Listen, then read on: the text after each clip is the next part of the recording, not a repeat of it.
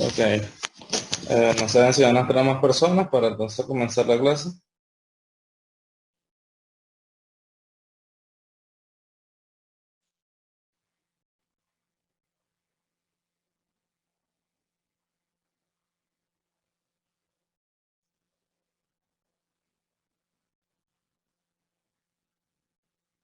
Sí, ya me había comentado, Andrés. Ok, bueno, vamos a iniciar.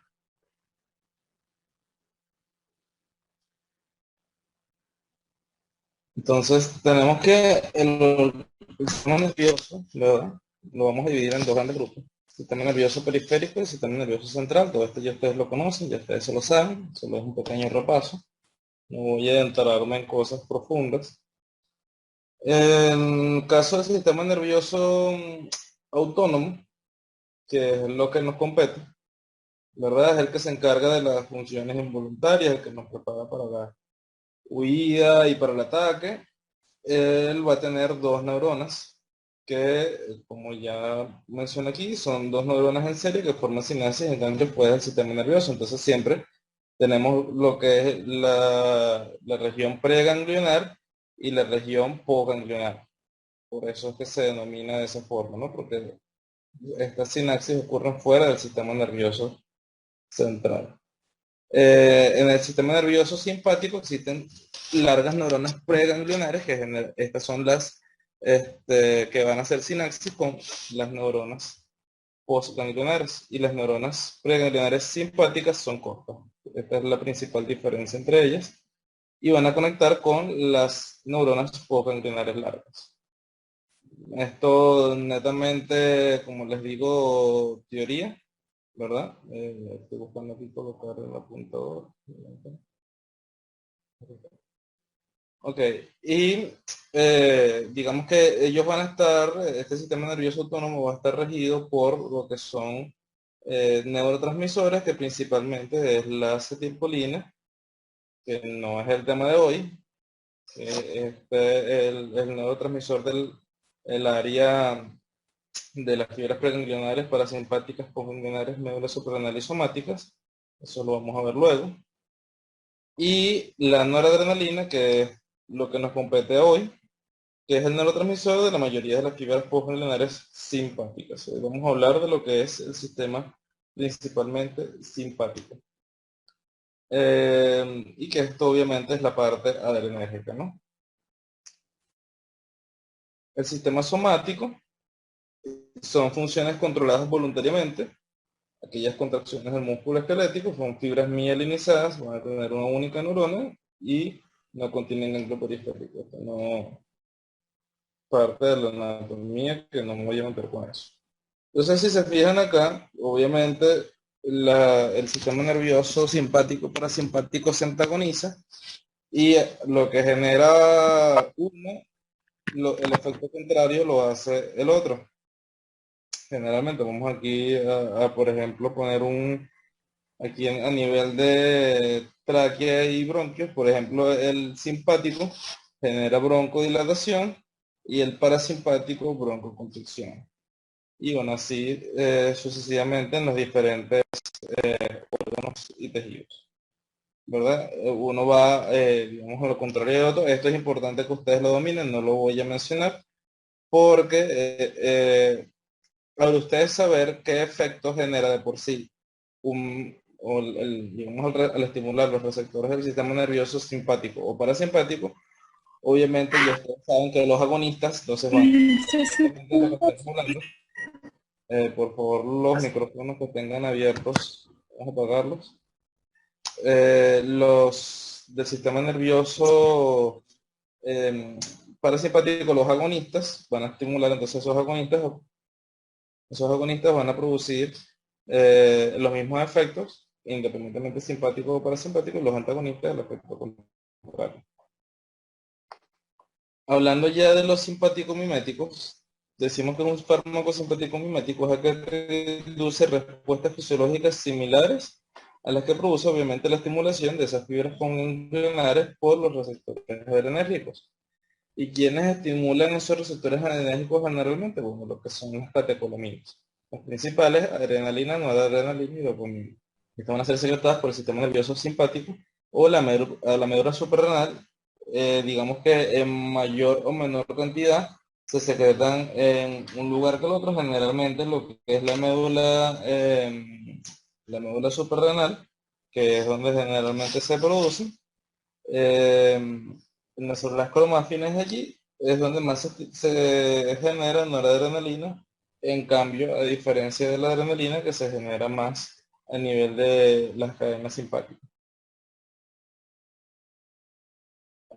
Todas ellas son derivadas en cuanto a su síntesis de lo que es el aminoácido tirosina. Por diferentes procesos van a formarse primero una, que es la dopamina, y luego la dopamina forma las otras que al hacer cambios químicos en su estructura, forma primero la noradrenalina y posteriormente esta modificada forma la adrenalina. Pero todos nacen de ese aminoácido tirosina, por lo tanto, en su estructura, todos van a tener anillos de benceno y también van a tener múltiples, como lo ven acá, grupos hidroxilo. Y eso, posteriormente, como lo vamos a ver, va a influir en las características farmacocinéticas de estas moléculas, porque esto va a afectar lo que es su distribución en diferentes áreas del sistema nervioso y lo que es también su acción, ¿no?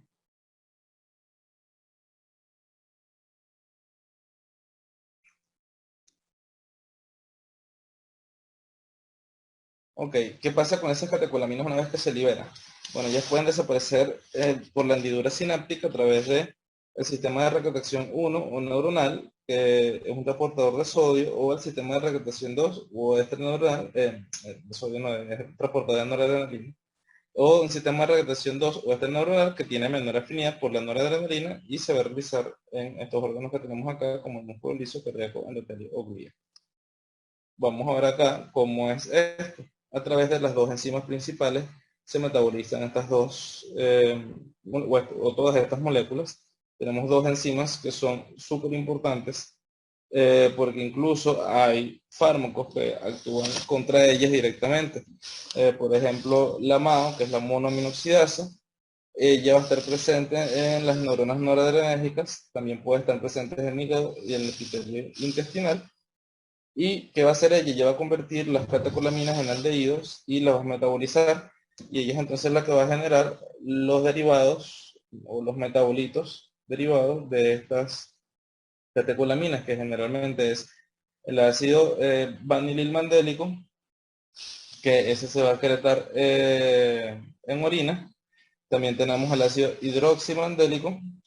Y bueno, así como este, existen también otros metabolitos, sin embargo, estos son los principales que se liberan. Ok. Y en la obesidad, como les mencioné, la dopamina y la serotonina, y qué es cuál es digamos, la característica de esto, que hay medicamentos que ellos inhiben la monoaminoxidasa. No es tema de discusión, porque son fármacos generalmente que se utilizan a nivel psiquiátrico, pero de esta manera, o fíjense que no solo se trata también de el efecto sobre un receptor como tal, sino también el efecto que se produce al inhibir una enzima que está encargada del metabolismo de estas rutas. Ellos, Y tenemos también otra enzima que es la catecol o metiltransferasa, que como su mismo nombre lo dice, lleva em, metilar y va a producir un derivado metoxi. Esta enzima se encuentra en áreas neuronales y no neuronales. Por eso que también su inhibición a veces es complicada. Puede actuar directamente sobre catecolaminas, sobre catecolaminas diseminadas. arriba. Por favor, apaguen los micrófonos. Por alguna razón se escuchan, si no los voy a silenciar acá manualmente. Yo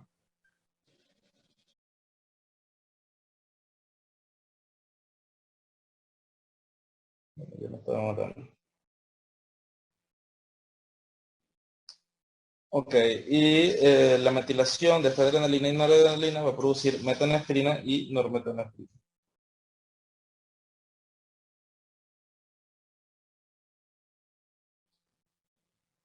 Entonces, ¿cómo está o cómo funciona la adrenérgica de estos a grandes rasgos?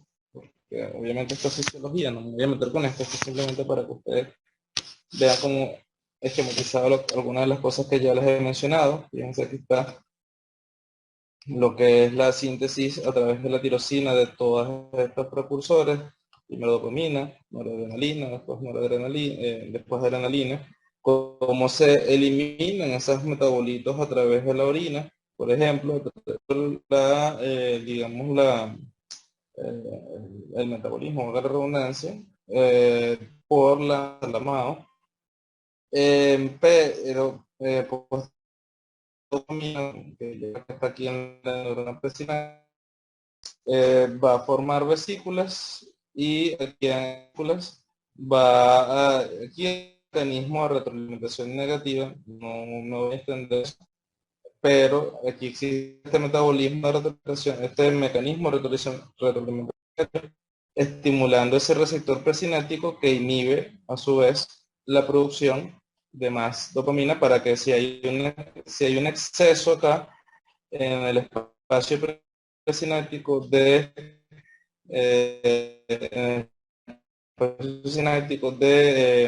neurotransmisores, hace una retroinhibición para evitar que se produzca en exceso. Y como ya les mencioné,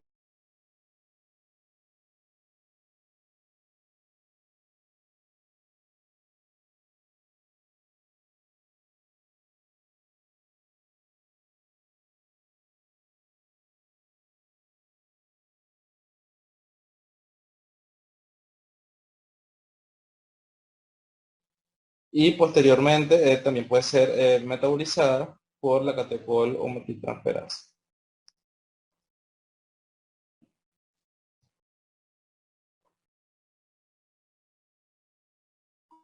Okay.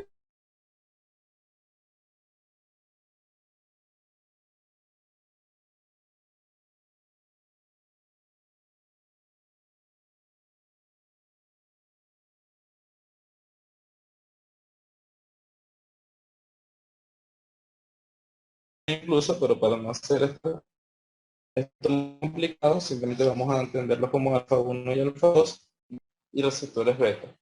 Dentro de los receptores alfa, los principales alfa 1 y alfa 2, ellos se subdividen incluso, pero para no hacer esto más complicado, simplemente vamos a entenderlo como alfa 1 y alfa 2. Y los beta adrenérgicos, principalmente tenemos beta 1 y beta 2, aunque existen otros también, como beta 3 y algunos casos beta 4. Pero principalmente son estos que tenemos acá y son los que se encuentran distribuidos en la mayoría de los tejidos principales. Y tenemos que tomar en cuenta que estas catecolaminas que posteriormente, que ya fueron mencionadas, cada una va a tener un nivel de mayor o menor afinidad en los diferentes tipos de receptores. En el caso de los receptores alfa, la adrenalina es la que tiene mayor afinidad, posteriormente la noradrenalina y en menor cantidad la isotrenalina. En el caso de los receptores beta, el que mayor tiene afinidad y por lo tanto más estimulación es el isoproterenol, le sigue la adrenalina y el que menor estimula la noradrenalina son, los receptores beta es la noradrenalina. Entonces, si ustedes aprenden en este cuadrito de qué estimula cada uno de los receptores o qué produce, ya saben que un medicamento que sea agonista va a generar ese efecto. Y un medicamento que sea antagonista obviamente va a ser, o va a evitar que se genere o que se produzca ese efecto. Y obviamente saber para qué pueden utilizarse los fármacos. Entonces, ya entrando en los fármacos como tal, los agonistas adrenérgicos derivan de la familia de la feniletilamina. Y aquí lo que va a ocurrir son sustituciones, como ya les mencionaba, en el anillo que ellos tienen como una estructura principal, las catecolaminas, un anillo de benceno.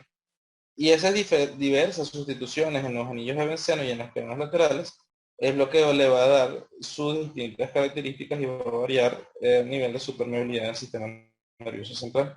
Y tenemos, por ejemplo, la adrenalina, la fenilefrina, la efedrina, fíjense, cada uno con muchos grupos oxidrilos y todos con ese mismo anillo de benceno característico, derivado de el aminoácido tirosina. Entonces lo podemos dividir en catecolaminas y no catecolaminas. En el caso de las catecolaminas está representado por por la adrenalina, noradrenalina y supratenonol y dopamina. Y ellos van a compartir varias, digamos, características principales entre ellas, de las cuales, por ejemplo, tenemos que ellos tienen una potencia elevada y ellos pueden activar los receptores alfa o beta. Obviamente, eh, como les mencionaba anteriormente, algunos van a estimular más a ciertos receptores que otros, por lo menos ya vimos que en el caso de la adrenalina, estimulan más los alfa receptores. Y en el caso, por ejemplo, de la noradrenalina, estimula intermedio los alfa y muy poco los beta. Su periodo de acción es reducido y eso es por la poca vida media que tienen ellos en el espacio sináptico por el metabolismo producido por la monoaminoxidasa y la catecolometiltransferasa. Entonces, por esta razón, estos medicamentos solo se pueden administrar por vía parenteral. Realmente la vía oral es prácticamente nula, realmente no existe este tipo de medicamentos administrado vía oral y tampoco va a haber una buena absorción. Y que además, que se lo mencionaba, estas enzimas están distribuidas por muchos lugares, incluyendo el intestino, entonces el metabolismo va a ser abundante en prácticamente todos los tejidos y eso obviamente influye en que tengan una vida media más corta. Porque simplemente si están en diversos tejidos enzimas o si es producido, digamos, administrada vía oral, prácticamente se van a inactivar, no van a actuar en absoluto. Y en vista de que son moléculas muy, como ya muchísimos grupos oxidrilos, van a tener baja penetración en el sistema nervioso central, no van a poder pasar a vez barrera hematoencefálica, porque acuérdense que los fármacos que generalmente atraviesan la barrera son fármacos que son lipofílicos. En este caso, como son fármacos por la gran cantidad de por la gran cantidad de grupos oxidrilos que tiene producir, o por eso que no va a poder nivel de la barrera. Listo, ya silencio.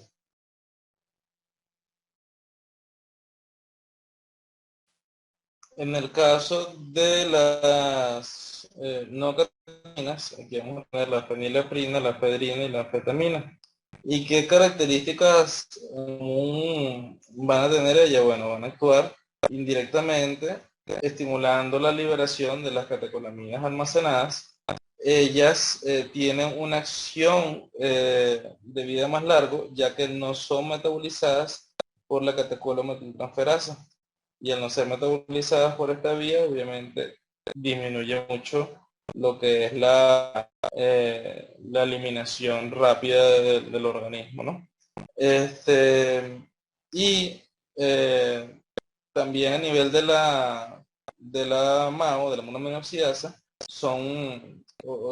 digamos que también tienen poco metabolismo a través de este proceso. Entonces, si MAO y realmente no se metabolizan por la catecolometiltransferasa, entonces por lo tanto obviamente extiende más y prolonga más el tiempo de acción de este medicamento.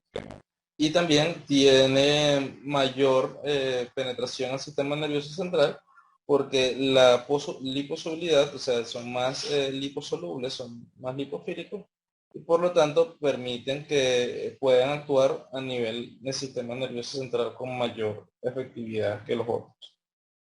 Esto no quita que las catecolaminas no tengan efectos a nivel del sistema nervioso central. O sea, ya sabemos que la adrenalina o la noradrenalina puede generar ansiedad, puede generar cefalea, Entonces, a pesar de que no penetra prácticamente nada, igual puede generar fármacos, digamos, efectos a este nivel.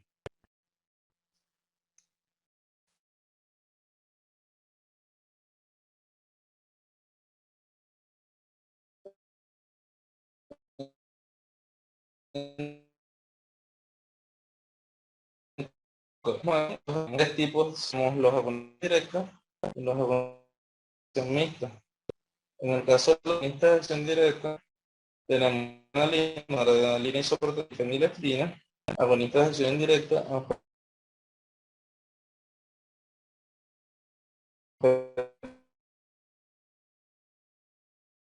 anfetamina, tiramina. Y en el caso de los agonistas de acción directamente al receptor, como ya habíamos mencionado, por ejemplo, la adrenalina, una catecolamina, estimula directamente al receptor A. En el caso de los agonistas de acción indirecta, como la anfetamina, va a favorecer la liberación de las vesículas preformadas de estos fármacos y al liberarla, bueno, simplemente no es que va a estimular directamente el receptor, sino que ya lo que hace es liberar esas moléculas o esos neurotransmisores que se encuentran ya formadas o preformados en las vesículas. Desde lo que son las reservas también citoplasmáticas. Y en el caso de los que tienen acción mixta, tenemos la efedrina y metaraminol, que ellos pueden actuar, digamos, o tienen capacidad de estimular directamente el adrenoreceptor o simplemente liberan esta noradrenalina presente en las vesículas que ya previamente fue mencionado, ¿no? Entonces es importante saber cómo pueden actuar ellos, estos agonistas, tanto directa, indirectamente o de ambas formas. Ok, entonces vamos a hablar un poco de cada uno de los medicamentos, de estos fármacos. Vamos a comenzar con la adrenalina, es uno de los fármacos más conocidos. A nivel de sus acciones alfa, o digamos que va a tener efecto a nivel de los receptores alfa y de los receptores beta. Y digamos, va a tener también, eh, digamos que a nivel de un paciente que requiera este tipo de fármaco, uno generalmente puede utilizar dosis bajas o dosis altas. Y esas dosis bajas o dosis altas van a tener efectos distintos. En el caso de la adrenalina, las dosis bajas van a generar más vasodilatación y las dosis altas van a generar más vasoconstricción porque va a predominar el efecto alfa. A nivel entonces, digamos, cardiovascular, tenemos que tiene o ellos presentan un efecto inotrópico y cronotrópico positivo, vasodilatador, por estimulación de los receptores B1 y B2 a nivel respiratorio, van a generar broncodilatación intensa, y a nivel de metabolismo aumentan la glucogenólisis y liberan glucagón. Recuérdense que estos son medicamentos que estimulan o como le dice, como que preparan para el ataque, ¿no? Entonces generalmente estos fármacos estimulan en la gran mayoría de los casos los diferentes órganos. Apréndenselo como que todos estos medicamentos adrenérgicos estimulan. Entonces, ¿en qué se puede utilizar a nivel de... bueno, y aquí me faltó mencionar en el metabolismo, que también esto va, digamos, aunado a lo que es el aumento de la glucogenólisis y la liberación de glucagón. Obviamente se libera más glucagón, libera insulina, se libera menos insulina. Usos terapéuticos tenemos con este tipo de fármacos. Bueno, ya que obviamente se pueden utilizar a nivel respiratorio porque estimulan los receptores beta 2, se puede utilizar en asma, aunque más que asma, porque realmente no es la primera línea para asma, nunca lo va a ser, pero más que todo se usa en el estatus asmático, que es aquel paciente que tiene simplemente un broncoespasmo severo, que no mejora con nada, ya le han aplicado varias cosas, ya les aplicaste su beta-2 agonista, le aplicaste su anticolinérgico, esteroides, todos los fármacos que se utilizan en el asma no mejora. Una de las opciones puede ser adrenalina subcutánea y esto va a generar broncodilatación. Y obviamente también puede utilizarse en el shock anafiláctico, no solo porque genera o mejora la broncodilatación o produce broncodilatación, también anafiláctico ocurre el edema de glotis y obviamente también al haber compresión allí, la adrenalina va a mejorar esa parte.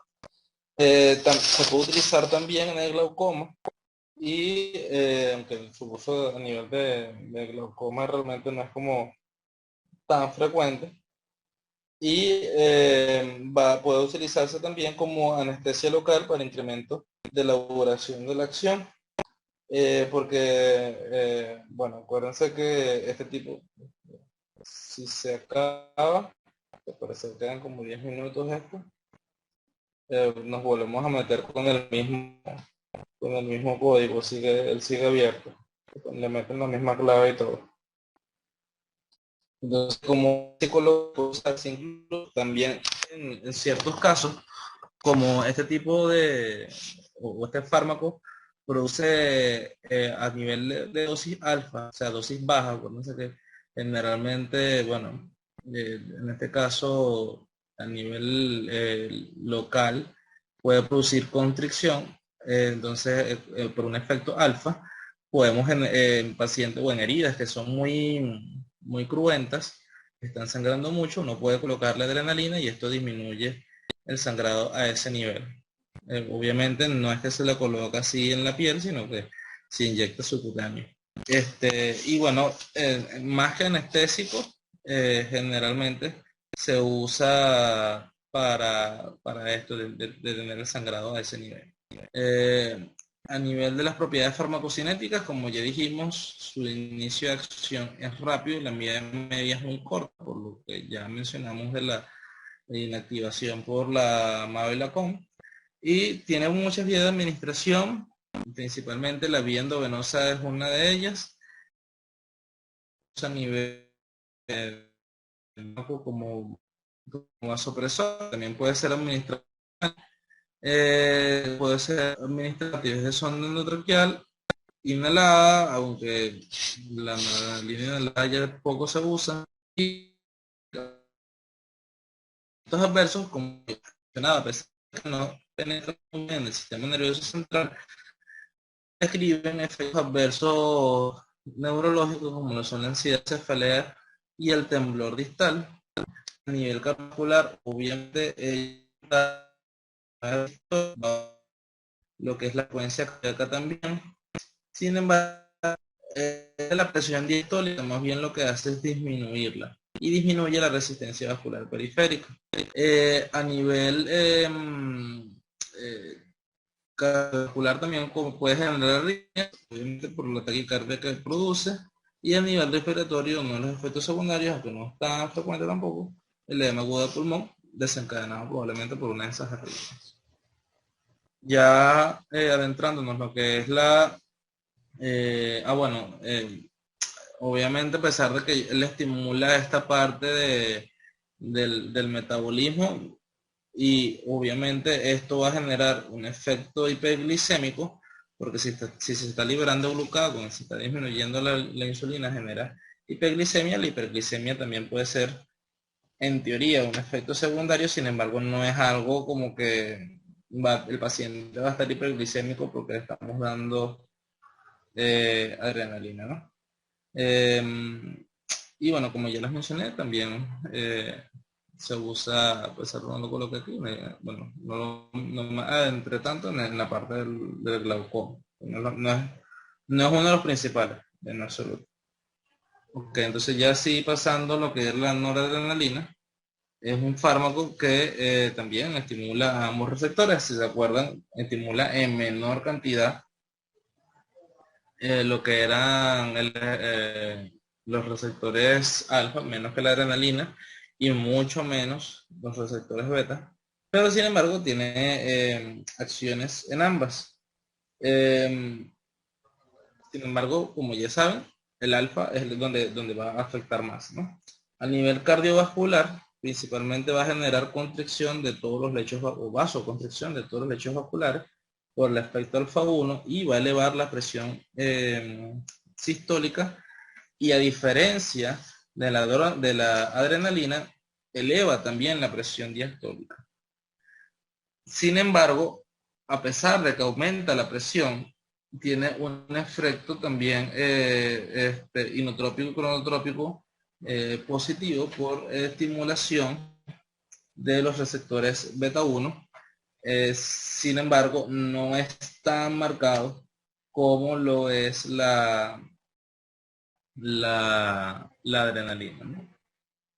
Sin embargo, el aumento de la presión arterial que va a generar este tipo de medicamentos puede generar también una bradicardia refleja por estimulación vagal, ¿no? Por estimulación de los vagoreceptores.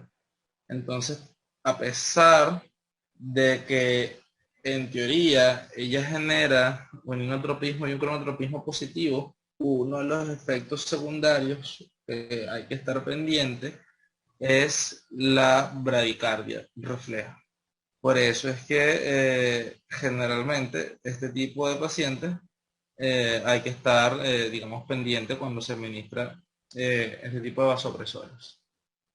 En comparación la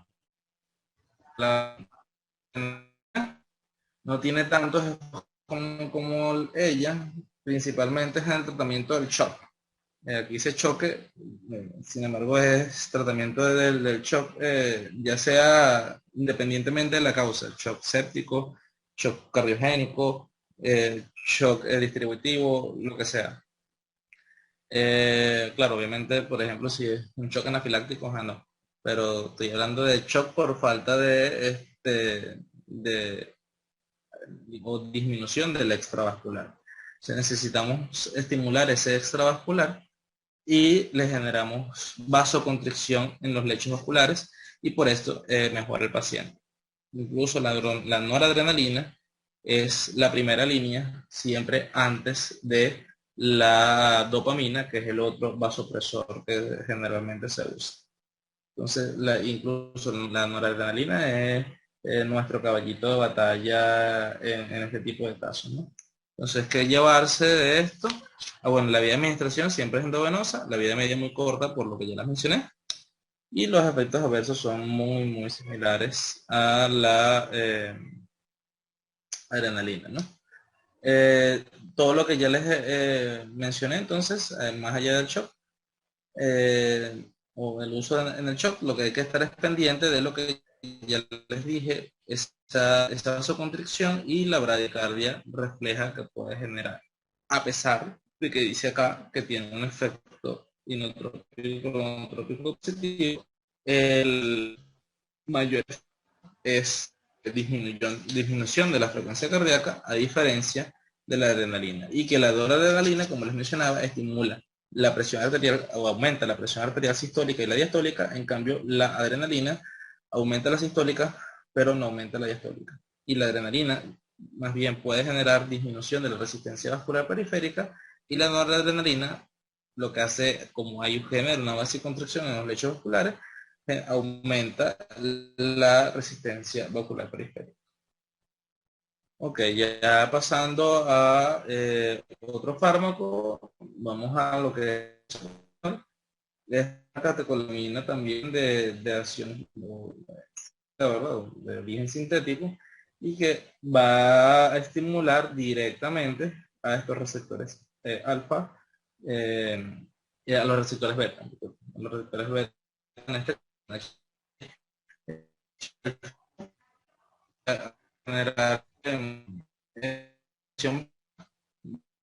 un efecto que ya hemos estimado, lo que se produce en la acción beta. En el caso del cardiovascular, inotrópico positivo, vascular periférica, los y al igual que la insulina, disminuye la resistencia vascular. Pero el isoprotenol también tiene efecto en lo que es la presión arterial y aumenta la presión arterial y disminuye la presión arterial diastólica. O sea, prácticamente se comporta igual que la adrenalina. Aumenta la sistólica, disminuye la diastólica, aumenta la frecuencia cardíaca, efecto inotrópico que tiene, inotrópico, y okay. Es la costumbre de hacer cirugía,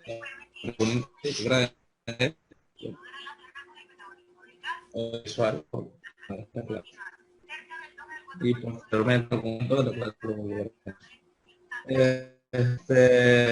ok, entonces recordando, ya otra vez repasando los de isoproterenol, tenemos que estimula la frecuencia cardíaca con un otro bien dado, disminuye la resistencia periférica por vasodilatación, aumenta la presión arterial sistólica, disminuye. Eso es lo que nos decía de un minuto. A pesar de que en algunas literaturas lo encuentran que si por encima de 13, por encima de 15, la mayoría concuerda en que mayor de 10 es ya dosis alta, ¿no? Entonces, dependiendo de la dosis que yo dé de este medicamento, voy a estimular diferentes receptores, como ya les mencioné.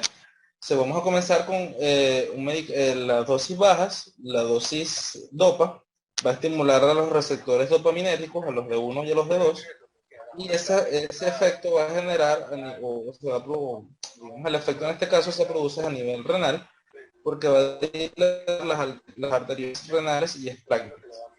Antes, pero ya es mucho antes, lo van a leer por ahí o lo van a poder escuchar, que se usa o se puede usar la dopamina para estimular la diuresis. Realmente esto ya desde hace mucho tiempo dejó de utilizarse como administrar dopamina a dosis dopa para estimular la diuresis. Ya no se realmente aquí alguien que tiene fuerte. Obviamente esto ya no se usa y por los efectos adversos que puede traer la dopamina. Y por lo tanto, ya esto es como anecdótico saber que que la dosis dopa puede generar este efecto a nivel renal, estimula el flujo sanguíneo a nivel renal y le produce aumento de la diuresis y esto por el efecto en D1 y en D2. Las dosis beta, que ya como les dije era de 3 a 10 microgramos por kilogramo de peso, en ella va a estimularse receptores beta 1 y que se va a producir entonces un efecto inotrópico y cronotrópico positivo. Por lo tanto, el efecto que va a generar es inotropismo o contracción cardíaca. Ahí va a aumentar el gasto cardíaco, ¿no? Por eso es que generalmente la dopamina no se considera un vasopresor, sino un inotrópico. A grandes rasgos, por decírselo de verdad, muy grandes rasgos, noradrenalina,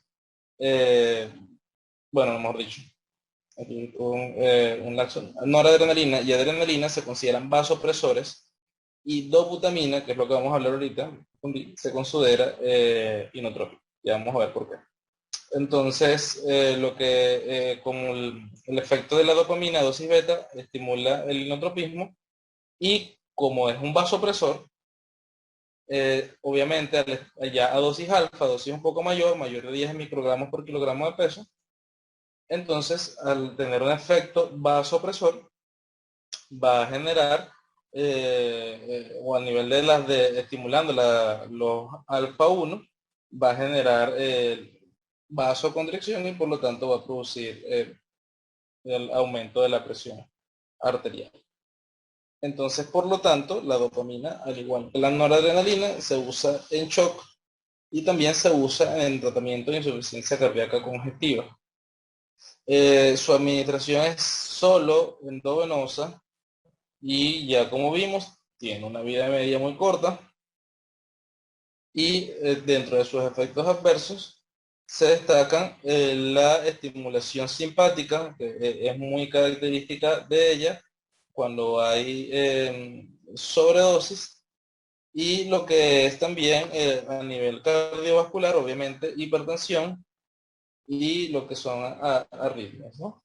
También puede generarse náuseas, que no son tan marcadas, pero sí puede generar náuseas, ¿no? Entonces, como ya saben, o como ya les menciono, voy a poner aquí el apuntador que no sé qué lo hice.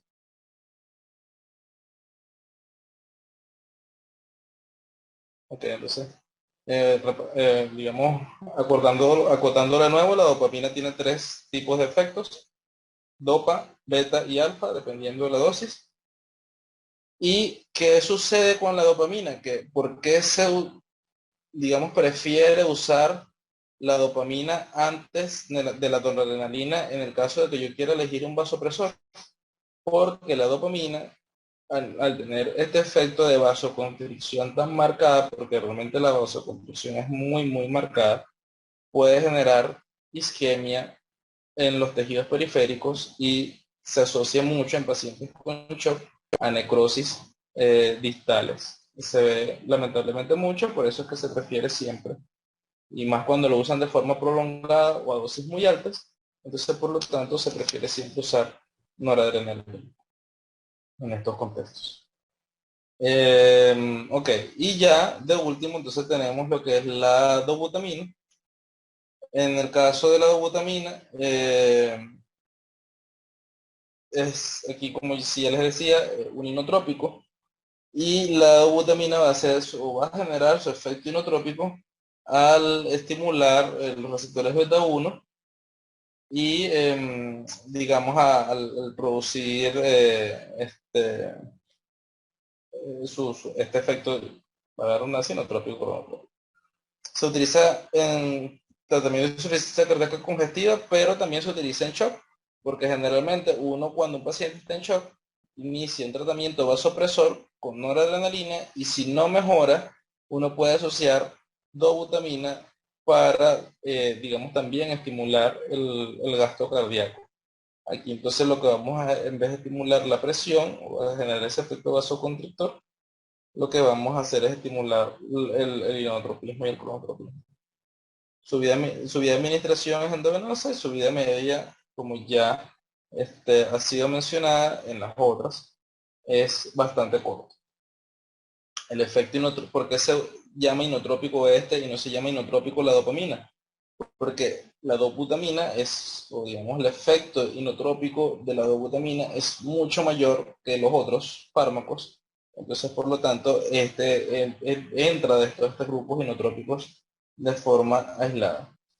Y algo que acotar, que a pesar de que incrementa el gasto cardíaco, tiene cambios mínimos en lo que es el requerimiento de oxígeno del miocardio, y que por lo tanto no es que a este paciente le vamos a generar un infarto por este efecto inotrópico tan marcado.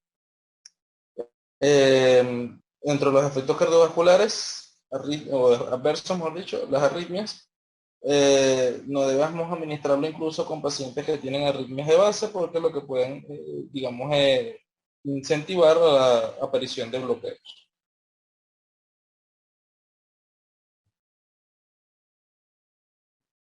Y de último, tenemos lo que es la frina y la metoxamina, son fármacos ya menos utilizados.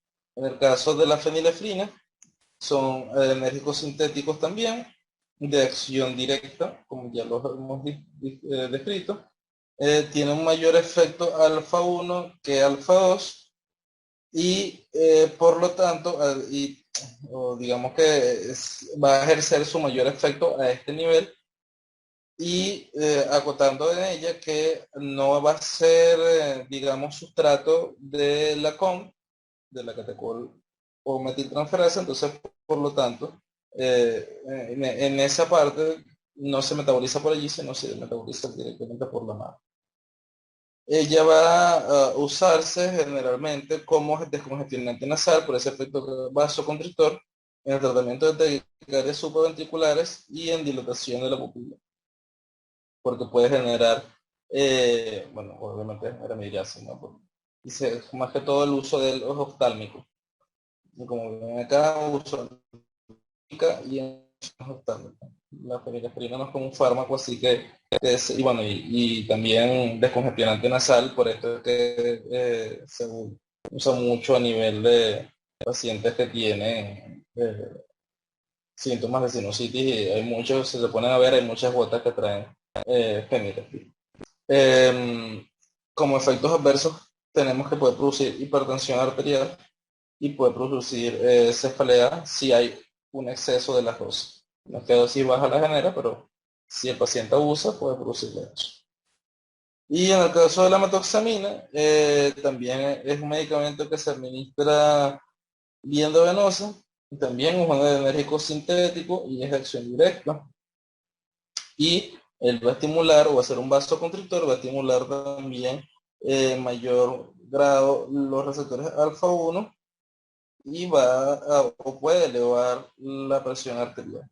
En el caso de los usos terapéuticos se usa en el tratamiento de taquicardia supraventricular. También puede tratarse en el caso de hipotensiones inducidas por ciertos fármacos anestésicos. Sin embargo, este no es un fármaco, digamos, de uso frecuente, ¿no? Em, Puede utilizarse en algunos casos en hipertensión ortostática, pero sin embargo no es lo más común, ¿no? Em,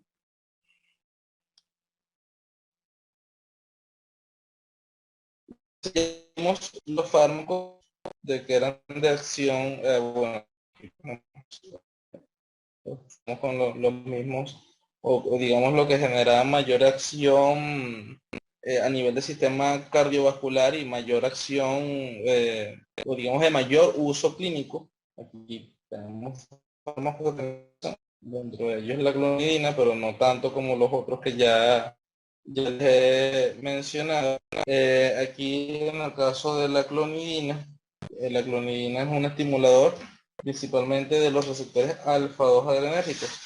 Entonces, por lo tanto, al tener un efecto agonista alfa 2, puede utilizarse mayor, o se utiliza, mejor dicho, en el tratamiento de la hipertensión arterial. Es uno de los fármacos endovenosos que incluso tenemos acá disponibles para usarse en este contexto.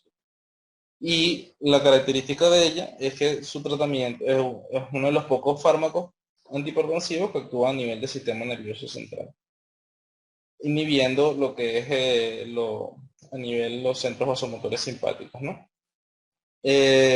También puede utilizarse en lo que son la abstinencia por opiáceos y benzodiazepínicos. Vía administración oral parenteral, tenemos ambas en el caso de lo que son antihipertensivos. Incluso su biodisponibilidad puede llegar lo que es hasta un 80%, y obviamente como efectos adversos puede generar hipertrofia bradicardia, y a nivel del sistema nervioso central, como lo estimula y genera una estimulación simpática allí directa, puede generar sedación y vértigo. Ok, tenemos también el metaproterenol. Más allá de cualquier cosa, estimula son los receptores beta 2 y beta 1, un efecto broncodilatador, y principalmente se utiliza en el tratamiento del broncoespasmo, que esto no es un fármaco como también de uso frecuente. Se usa vía oral o inhalatorio. Aquí tenemos la terbutalina, que es un agonista beta 2 selectivo. Este sí se usa como un bronco, y por lo tanto al broncodilatar se usa en el tratamiento del broncoespasmo. ¿Cuál es la característica o cuál es digamos, la diferencia de este a otros broncodilatadores? En que su acción es más prolongada y el efecto cardíaco, como no estimula los receptores alfa, es mucho o es prácticamente nulo, pues, por no decir menor. También se usa como autoinhibidor, y vía administración tenemos oral, inhalatorio, que generalmente se tiene inhalado.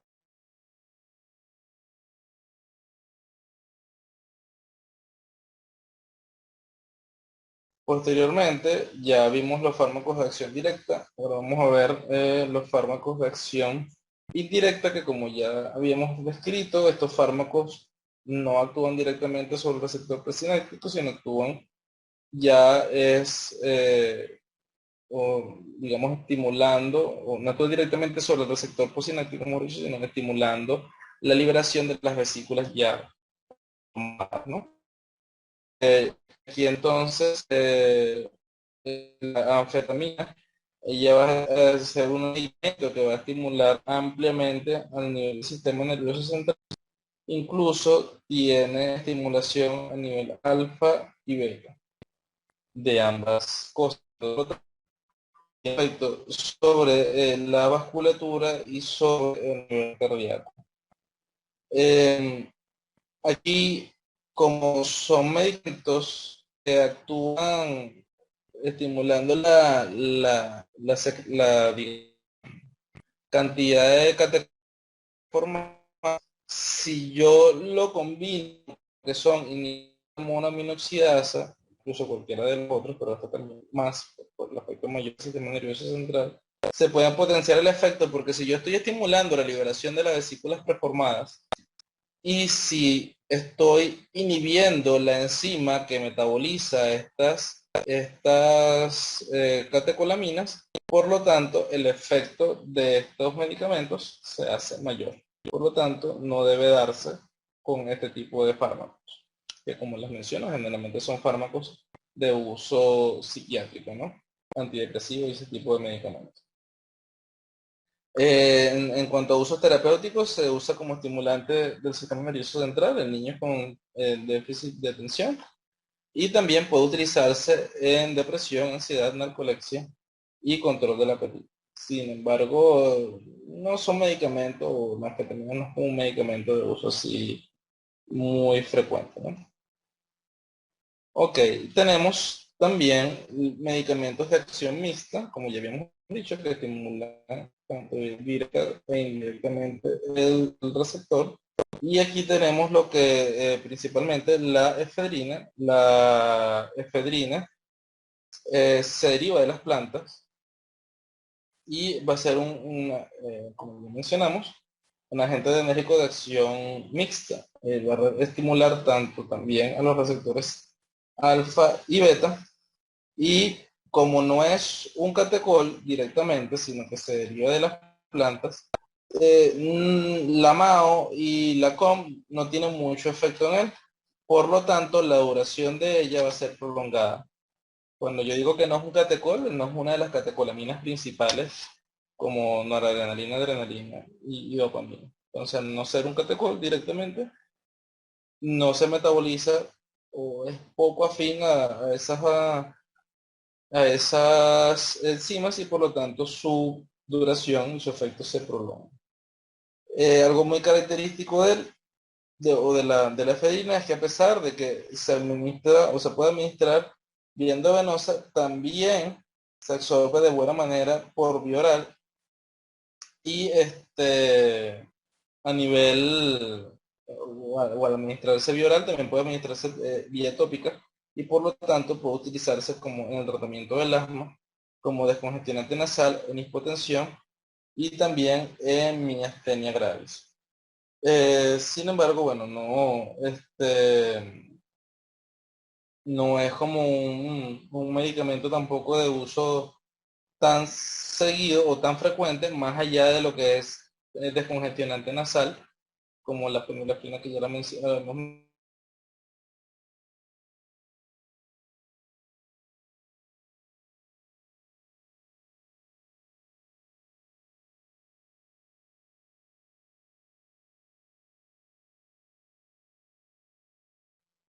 Ok, parece que tenía otra cosa.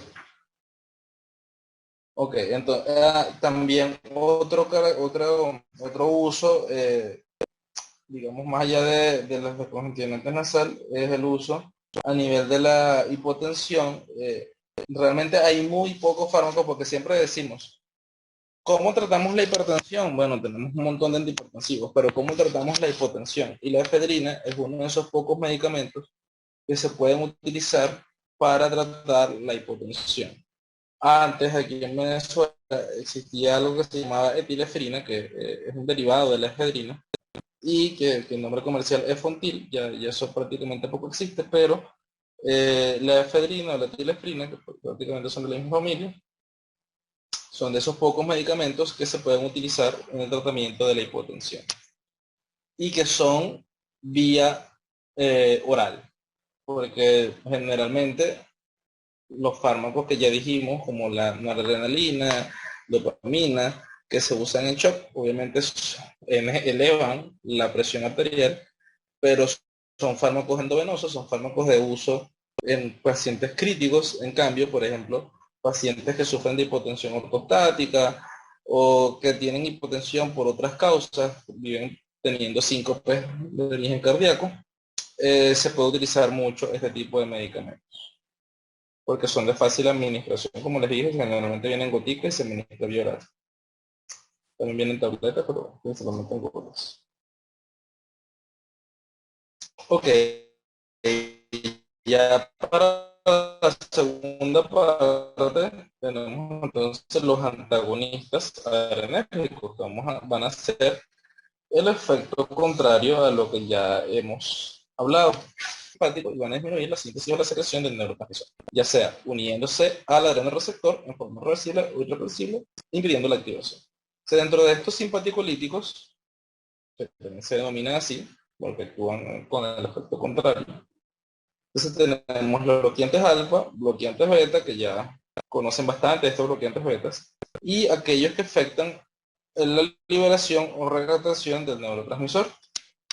Vamos a hablar primero de los bloqueantes alfa.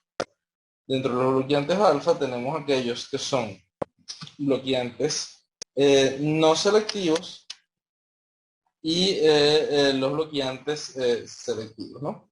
En aquello, digamos, ¿cuál es la diferencia en que sean selectivos y no selectivos?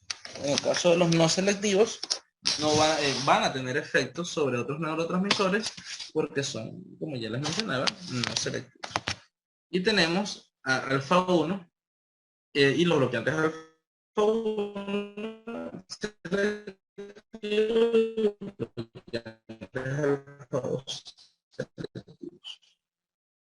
en este caso, vamos a comenzar hablando de los no selectivos. Tenemos la y ella se va a unir a los receptores alfa 1 y alfa 2 y ella se une generalmente de forma covalente. Digamos que como se une de forma covalente, obviamente la unión es prácticamente no, es irreversible y por lo tanto la única forma de contrarrestar su efecto es esperar que simplemente el organismo depure este tipo de fármacos porque ya la unión contra los adrenoreceptores se hace irreversible y generalmente esto requiere 1 o 2 días para que pase su efecto. No hay tratamiento que pueda evitar ya o que pueda desunir esa unión irreversible que se forma con el adrenoreceptor. Entonces, por lo tanto, estas acciones o estos efectos de este fármaco van a durar al menos 24-48 horas. Son efectos mantenidos en el tiempo. A nivel cardiovascular, él va a evitar la contracción de la vasculatura periférica y por lo tanto va a generar disminución de la resistencia vascular periférica. Y al generar disminución de la resistencia vascular periférica, generalmente o el efecto contrario a lo que veíamos allá, que allá era un efecto vasopresor, aumentaba la presión arterial también, aquí entonces más bien disminuye esa presión arterial. Y esto también puede generar taquicardia refleja, ¿no? Porque obviamente si me baja la presión arterial, de manera refleja se estimula para que haya taquicardia. Y además por el efecto alfa 2 puede también estimular a nivel cardíaco y genera aumento del efecto de la contractilidad. Como genera una hipotensión sostenida, o no una hipotensión, sino genera una disminución de la presión arterial sostenida, se utiliza en el tratamiento del febromusitoma obviamente algo temporal, porque hasta que no se elimine el tumor que está produciendo las catecolaminas, no se va a tratar directamente la enfermedad, pero digamos antes del proceso quirúrgico se utiliza este tipo de medicamento para evitar las crisis hipertensivas. Y también se usa en el contexto de la enfermedad renal. Efectos adversos, obviamente, si genera hipotensión, puede generar hipotensión ortostática, congestión nasal y la taquicardia refleja que ya les mencionaba, aunque también puede incluso generarse náuseas, vómitos y este tipo de efectos, ¿no? No se debe utilizar este tipo de medicamentos en pacientes que tengan perfusión coronaria disminuida o incluso aquellos pacientes que usan fármaco tipo calcio antagonista que disminuyen el riesgo cardíaco, entonces por lo tanto no se debe utilizar. Se recordar sobre ella que la única forma de como generar un efecto, una unión covalente irreversible, la única forma de contrarrestarlo es esperar que se formen nuevos receptores. Tenemos también la fentolamina y a diferencia de la fenoxibenzamina, esta unión es reversible y es una unión reversible competitiva, por lo tanto no es que dura por siempre como la otra que ya hemos mencionado.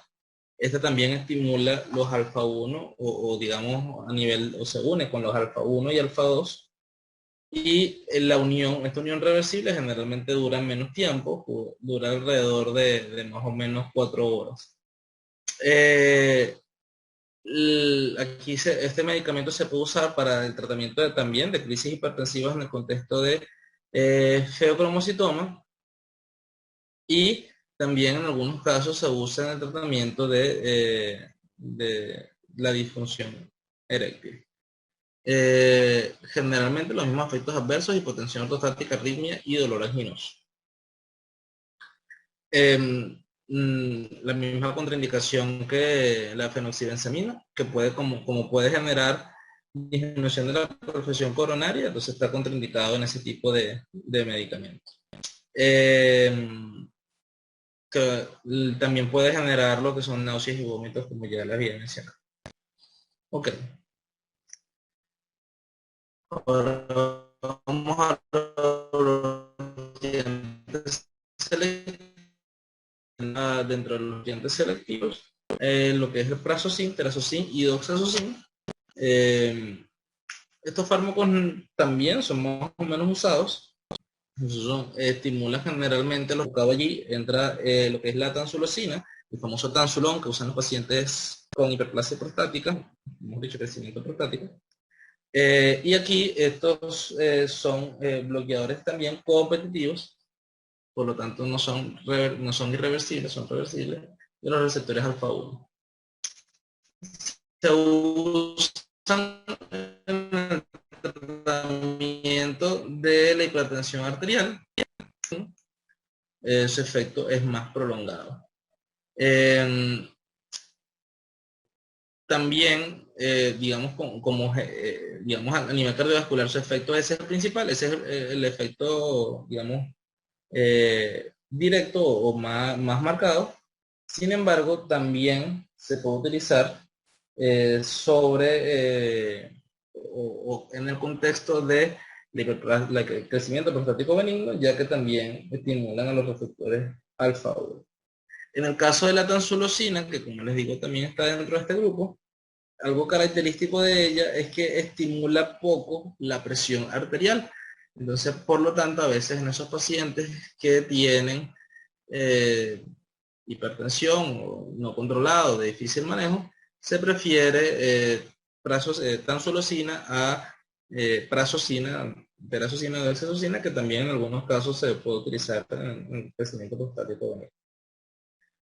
También este fármaco se puede utilizar en la enfermedad de Raynaud y como efectos adversos tenemos algo que se llama el efecto de síncope de la primera dosis, ya que al primer momento de administrarse, se puede producir a los 30, 90 minutos una reacción exagerada, hipotensora, que puede, digamos, generar un fenómeno de lipotimia o síncope en este paciente, ¿no? Pero generalmente, al administrar en dosis posteriores no sucede más nada. Se puede recomendar que a este tipo de pacientes se le dé al principio una dosis más baja del medicamento para que no haya ninguna alteración o este tipo de efecto, ¿no? Como les digo, la tansulosina tiene menos efecto más marcado en este tipo de efectos a nivel de la, de la presión arterial. Y dentro de los efectos adversos, además, sí que para la primera dosis tenemos marea, somnolencia, cefalea y digamos que obviamente el paciente también como genera hipotensión puede generar también astenia y este tipo de síntomas. Ya, claro, aquí también, a pesar de que, como les digo, bloqueantes selectivos, a pesar de que generalmente afectan a nivel de los receptores alfa 1, ahí está malo allí, alfa 1, esto debería ser 1, no 2, estimulan los alfa 1 prostáticos. Existen unos antagonistas alfa 2 selectivos, que en este caso sería la yoimbina y la mirtazapina, pero como realmente no son útiles en este tipo de medicamentos, no los mencioné, ¿no? Realmente no sé, la mirtazapina sí se puede utilizar como un fármaco antipsiquiátrico, psiquiátrico, pero no lo menciono acá porque realmente no es tan relevante.